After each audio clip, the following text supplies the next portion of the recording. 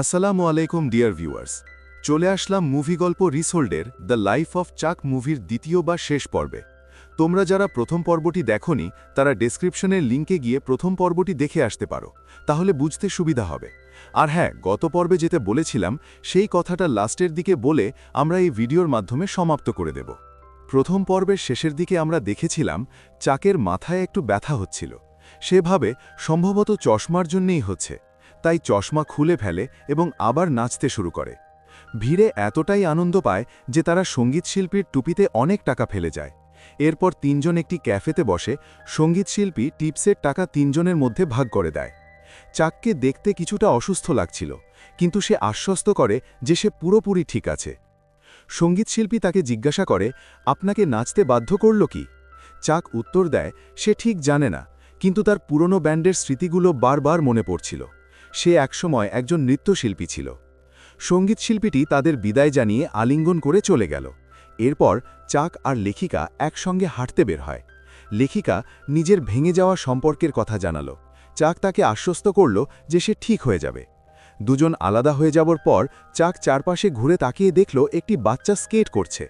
সেই ফাঁকা কোণটাও তাকে ভাবতে বাধ্য করল কেন সে নাচতে থেমে গিয়েছিল। পরে তার অসুস্থতা এমন পর্যায়ে পৌঁছাবে যে সে ঠিকমতো বসতেও পারবে না, হাঁটতেও পারবে না। তখন সেই নাচের মুহূর্তটির কথা মনে পড়বে এবং সে ভাববে হয়তো ঈশ্বর পৃথিবীকে সৃষ্টি করার আসল কারণই ছিল এই রকম কোনো মুহূর্ত। মানুষ জীবনের শুরুর সময়টা ভালো কাটায়, যখন তারা জীবনকে পুরোপুরি উপভোগ করতে পারে। কিন্তু একদিন সেই জীবনও শেষ হয়ে যায়। একটি সমাপ্তি যেখানে একজন মানুষ সম্পূর্ণ অসহায় হয়ে যায়, আর কিছুই করতে পারে না। যখন চাক 7 বছর বয়সী, সে তার দাদা দাদির সঙ্গে থাকত, কারণ তার বাবা মা এক ভয়াবহ গাড়ি দুর্ঘটনায় মারা গিয়েছিলেন। আরও দুঃখের বিষয়, চাকের মা তখন গর্ভবতী ছিলেন। অনেক দিন ধরে পুরো বাড়ির পরিবেশ দুঃখে ভরা ছিল। তার দাদা নিজের কষ্ট ভুলে থাকার জন্য পান করা শুরু করেছিলেন এবং হিসাব নিকাশে ডুবে থাকতেন নিজেকে ব্যস্ত রাখতে। তার দাদি তখন কোনো কাজই করতেন না, রান্না কিছুই না। যখন চাক 10 বছরে পা দিল, বাড়ির পরিবেশ কিছুটা বদলাল, কিন্তু দাদার মদ্যপান অভ্যাস রয়ে গেল। তবে দাদি আবার রান্না করা শুরু করলেন এবং গান চালিয়ে নাচতেন। তিনি প্রায়ই চাককে নাচতে শেখাতেন, আর সেই কারণেই চাকের নাচ এত চমৎকার। তারা একসঙ্গে অনেক সিনেমাও দেখতেন, বিশেষ করে যেগুলোতে নাচের দৃশ্য ছিল। ধীরে ধীরে দাদা দাদির বাড়িটাই চাকের প্রকৃত বাড়ি হয়ে উঠল। তবে একটি জায়গা ছিল যেখানে তাকে যেতে দেওয়া হতো না, ছাদের ওপরে থাকা কাপোলা।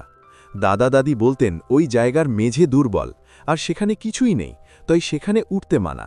চাক চুপি চুপি দরজাটি খোলার চেষ্টা করেছিল, কিন্তু তালা খুলতে পারেনি। চাকের 11তম জন্মদিনের আগের দিন দাদা আর চাক মহাবিশ্বের কসমিক ক্যালেন্ডার নিয়ে একটি ডকুমেন্টারি দেখছিল। দাদা তখন মাতাল ছিলেন, তাই চাক কাপোলার কথা তুলল। দাদা বললেন, কাপোলায় গেলে একজন মানুষ যত খুশি দেখতেও পারে। সেখানে প্রায়ই অদ্ভুত জিনিস দেখা যায়, তাই এটি তালাবদ্ধ। তিনি আরও বলেন, বাড়িটি খুব পুরনো, বহুবার নতুন করে বানানো হয়েছে, তবে কাপোলাটা একেবারে শুরু থেকেই আছে। বাড়িতে এত বছর থাকার পরেও মাত্র কয়েকবার তিনি কাপোলায় ঢুকেছিলেন এবং প্রতিবারই জীবিত মানুষের ভূত দেখেছিলেন, যারা তখনও মারা যায়নি, কিন্তু ভবিষ্যতে মারা যাবে, অর্থাৎ মৃত্যুর আগ মুহূর্তে যাদের দেখা যায় সেই সব মুখ। দাদা বলেন, মৃত্যুর অপেক্ষা করাটাই জীবনের সবচেয়ে কষ্টকর ব্যাপার। ঠিক তখনই দাদি বাড়ি ফিরলেন এবং দাদাকে নিজের জিনিসপত্র গুছিয়ে বাইরে যেতে বললেন, যাতে টাটকা বাতাসে তার নেশা কাটে। তিনি চাককে বললেন, দাদার কথা বিশ্বাস করতে নেই, তিনি এসব শুধু নেশার কারণে বলেছেন। পরে চাক এক প্রতিবেশীর কাছে গিয়ে জানতে চাইল সেই মৃত মানুষদের ব্যাপারে এবং দাদার সঙ্গে তাদের সম্পর্ক কি। চাক বিশ্বাস করেছিল যে দাদার ভুল, অপরাধবোধ কিংবা লজ্জাজনক কাজগুলোই কাপোলায় ওসব ভূতদের দেখা দেওয়ার কারণ। স্কুলে চাকের সবচেয়ে প্রিয় বিষয় ছিল ইংরেজি, তাই তার ইংরেজি শিক্ষিকা তাকে খুব পছন্দ করতেন। একদিন ক্লাস শেষে চাক তার শিক্ষিকাকে একটি কবিতার বিষয় জিজ্ঞেস করে। সেই কবিতায় একটি লাইন ছিল, I am large, I contain multitudes, অর্থাৎ আমি বিশাল, আমার ভেতরে বহু কিছু ধারণ করে আছি।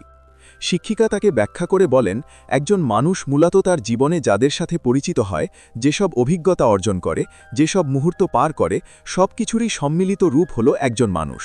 এগুলো হতে পারে বিভিন্ন মানুষ অথবা মানুষের অনুভূতি, যেমন আনন্দ, দুঃখ, ভালো মানসিকতা, মন্দ, রাগ কিংবা ভালোবাসা। প্রতিটি মানুষের মনে একটি পুরো পৃথিবী থাকে এবং তারা নিজেরাই সিদ্ধান্ত নেয় সেই পৃথিবীকে কিসে ভরিয়ে তুলবে।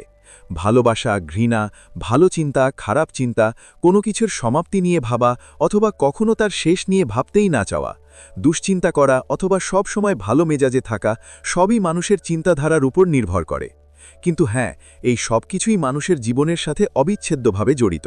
আর মানুষের মৃত্যু হলে এই সব অনুভূতি, এই মানসিক পৃথিবী সবই শেষ হয়ে যায়। অর্থাৎ একজন মানুষ যেভাবে ভাবে সেটাই তার পৃথিবী, আর এই মানসিক পৃথিবী মানুষের মৃত্যুর সঙ্গে সঙ্গেই শেষ হয়ে যায়। এরপর জানা যায়, গল্পের যে পৃথিবীটি শুরুতে ধ্বংস হয়ে যাচ্ছে বলে দেখানো হয়েছিল, সেটা আসলে বাইরের বাস্তব পৃথিবী নয়। ওটা ছিল চাকের মনের ভেতরের পৃথিবী, এবং যখন চাক মারা যায় তার মনের সেই পৃথিবীরও ইতি ঘটে। কয়েক মাস পর চাকের দাদি মারা যান। তিনি বাজারে কেনাকাটা করছিলেন, হঠাৎই জ্ঞান হারিয়ে পড়ে যান। দাদির মৃত্যুর পর বাড়িটি আবার শোকাচ্ছন্ন হয়ে ওঠে, আর দাদুর মদ্যপানের অভ্যাস আরও খারাপ হয়ে যায়। চ্যাক দোকানে গিয়ে ক্যাশিয়ার মেয়েটিকে জিজ্ঞেস করে আসলে কি ঘটেছিল। মেয়েটি বলে, সবকিছু খুব দ্রুত ঘটে গেছে। দাদি হঠাৎই পড়ে যান এবং কেউ বুঝে ওঠার আগেই মারা যান। এক রাতে দাদু তার ডেস্কে কাজ করতে করতে ঘুমিয়ে পড়েন। তখন চ্যাক তার চাবির গোছা দেখতে পায়। সে লুকিয়ে কাপলার দরজা খুলতে সক্ষম হয়, যে জায়গাটিতে তাকে কখনো যেতে দেওয়া হয়নি। কিন্তু ঠিক যখন সে ভেতরে ঢোকার উপক্রম করছে, দাদু চিৎকার করে তাকে টেনে বের করেন। দাদু নিজে গিয়ে দরজা বন্ধ করতে চান, কিন্তু তখন ভেতর থেকে এমন কিছু তিনি দেখেন যা তাকে ভীষণভাবে ভড়কে দেয়।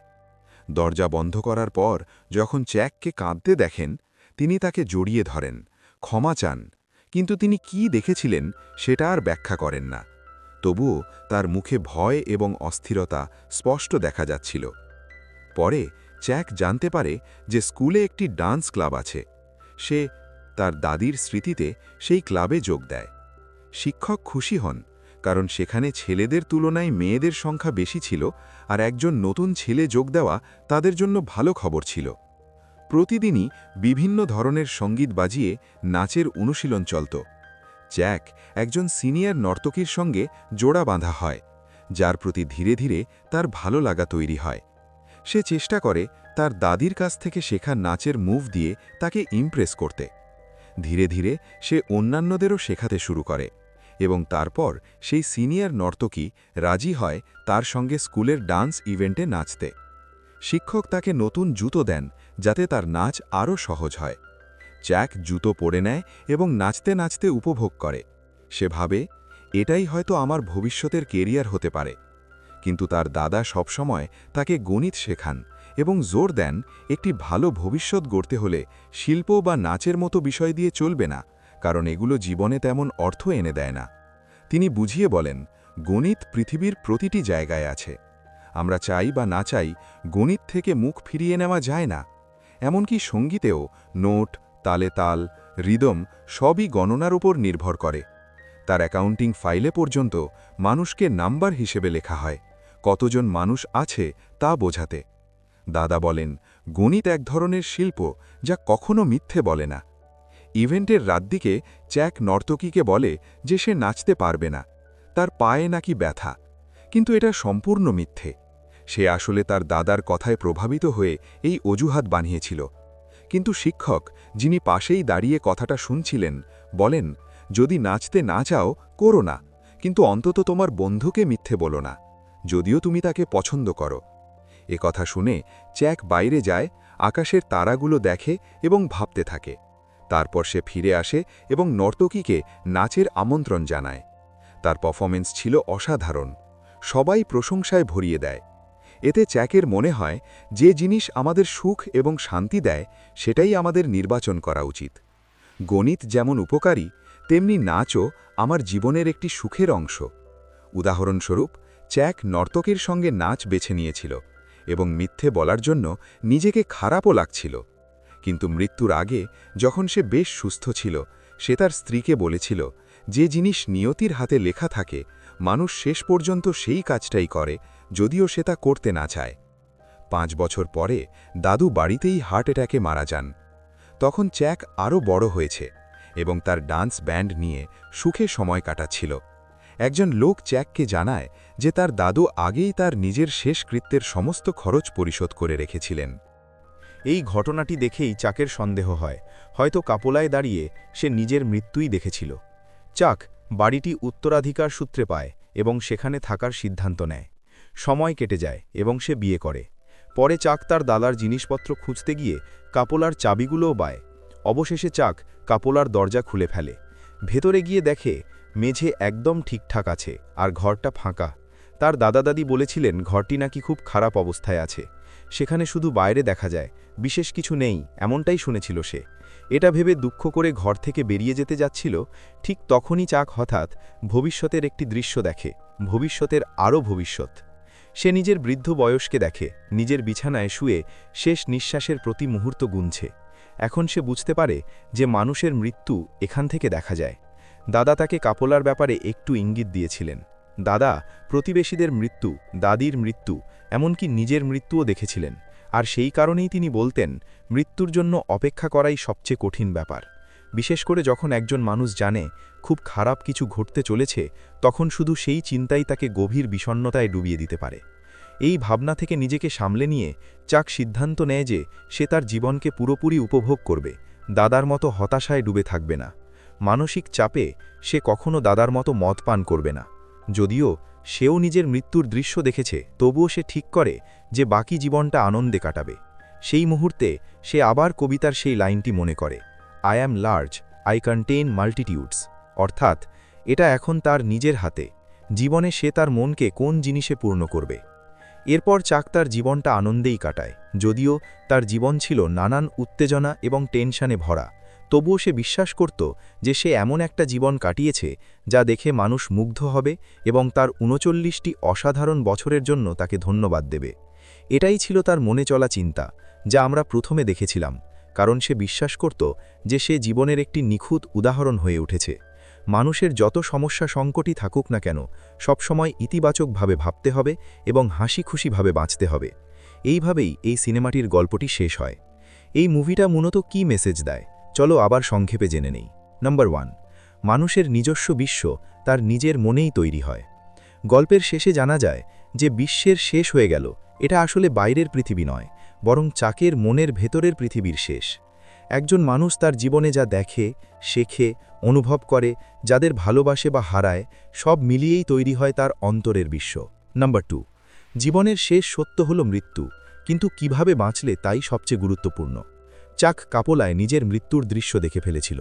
মৃত্যু অনিবার্য, এটা জেনে কেউ হতাশায় পড়ে, আবার কেউ জীবনটাকে আরও মূল্যবান ভাবে। চাক শেষ পর্যন্ত বেছে নেয় ভালোভাবে বাঁচা, আনন্দের সঙ্গে বাঁচা, নাচ, ভালোবাসা, সুখ, যে জিনিসগুলো তাকে জীবিত অনুভব করায়। Number 3, I am large, I contain মাল্টিটিউডস।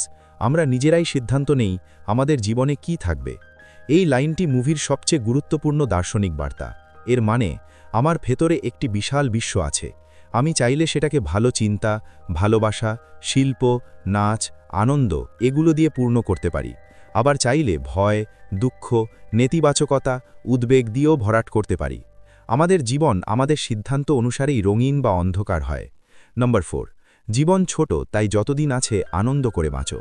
চাক বুঝে যায় অনেক কষ্ট আসবে, মৃত্যু আসবেই, দুঃখ, হতাশা, সমস্যা সবই জীবনের অংশ, কিন্তু মানুষের হাতে একটাই ক্ষমতা আছে, হাউ টু লিভ, এটা সে নিজেই ঠিক করে। এই কারণেই চাক নাচতেও শিখল, আনন্দেও বাঁচল, পরিবারকে ভালোবাসল, যতটুকু জীবন পেল তা পূর্ণভাবে উপভোগ করল। নাম্বার 5, মৃত্যু যখন সামনে দেখা যায় তখন মানুষ বুঝতে পারে আসল মূল্যবান জিনিসগুলো কি।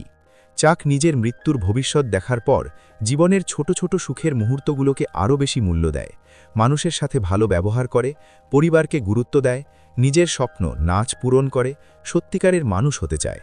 এটাই মুভির সবচেয়ে স্পর্শকাতর দিক। জীবন খুব ছোট, শেষ কিভাবে হবে সেটা আমাদের হাতে নেই, কিন্তু বাকি সময়টা কিভাবে কাটাবো তা সম্পূর্ণ আমাদের নিজের উপর।